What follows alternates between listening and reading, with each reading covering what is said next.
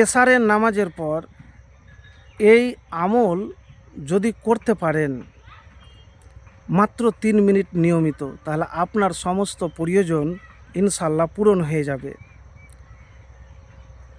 আপনি যদি আল্লাহর প্রতি ভরসা ইয়াকিন রেখে মোত্তাকি পরহেজগার হয়ে আমল যদি করতে পারেন, হতে পারে দ্রুত আল্লাহ আপনার প্রয়োজন পূরণ করে দিবেন। তো আমি আপনাদেরকে প্রথমে হাদিস থেকে বলবো।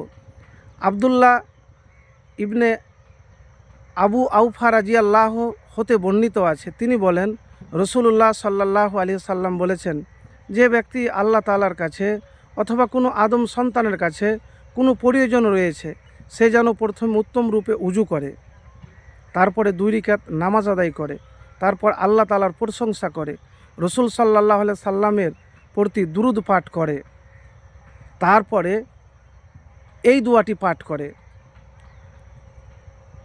লা ইলাহা ইল্লাল্লাহুল হালিমুল করিম, সুবহানাল্লাহি রব্বিল আরশিল আজিম, আলহামদুলিল্লাহি রব্বিল আলামিন, আল্লাহুম্মা ইন্নী আসআলুকা মুজিবাতি রহমাতিকা ওয়া আযাইমা মাগফিরাতিকা ওয়াল গানিমাতা মিন কুল্লি বিররিন ওয়াস সালামাতা মিন কুল্লি ইসমিন আসআলুকা আল্লাহ তাদা আলী জাম্বান ইল্লা গাফারাতহু ওয়ালা হাম্মান ইল্লা ফাররাজতাহু ওয়ালা হাজাতান হিয়ালাকা রিজান ইল্লা কজাইতাহা লি।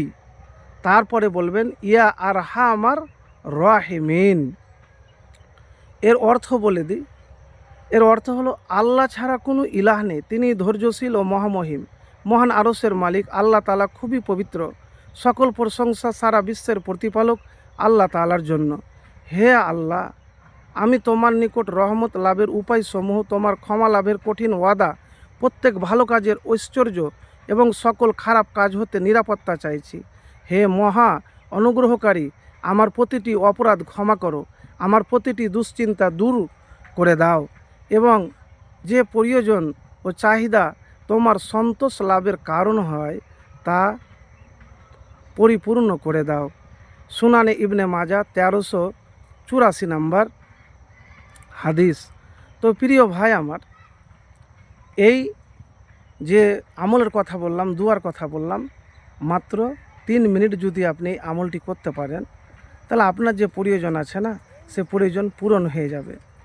প্রিয় ভাই আমার, আপনাকে কেউ সাহায্য করে না, সহযোগিতা করে না, আপনার সংসারে খুব টাকার প্রয়োজন, রিজিকের প্রয়োজন বা কোনো কাজের প্রয়োজন, এশারের নামাজের পরে নিয়মিত এই আমলটি করে দেখুন, হতে পারে আপনার দ্রুত আল্লাহ প্রয়োজন পূরণ করে দিবে। কিন্তু ভাই আমার, আমি প্রত্যেক ভিডিওতেই বলি যে আমল তখনই কবুল হবে যখন সঠিকভাবে করবেন আর আপনি মুত্তাকি মুমিন হবেন। আপনি সমস্ত পাপাচার থেকে আপনাকে দূরে থাকতে হবে, সমস্ত অবৈধ কাজ, অবৈধ কথা, অবৈধ কারবার থেকে আপনাকে দূরে থাকতে হবে। তো যেই আমলের কথা বললাম, এটি আমার কোনো ব্যক্তিগত আমলের কথা বললাম না, একজন সাহাবী বলেছেন, আল্লাহ রসুল যেভাবে বলেছেন সেভাবেই বললাম। আপনি যদি পরহেজগার মুত্তাকি হয়ে আমল করতে পারেন, হতে পারে আল্লাহর কাছে যদি আপনি চান, আপনার আল্লাহ চাওয়াকে পূর্ণ করে দিবেন, চাওয়া পাওয়াকে। একবার করে দেখুন, ইনশাল্লাহ ফলাফল পাবেন।